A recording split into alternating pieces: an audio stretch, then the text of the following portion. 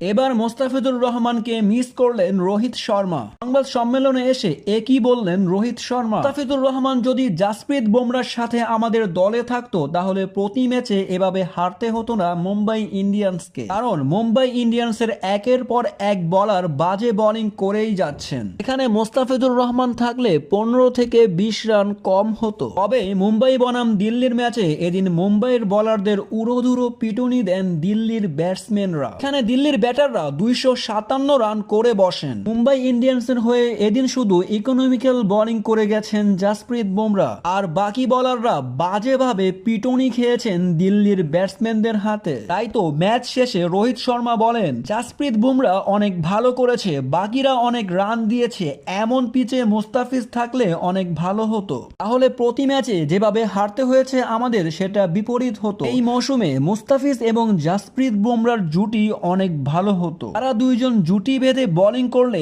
ব্যাটসম্যানরা ঘায়েল হতো।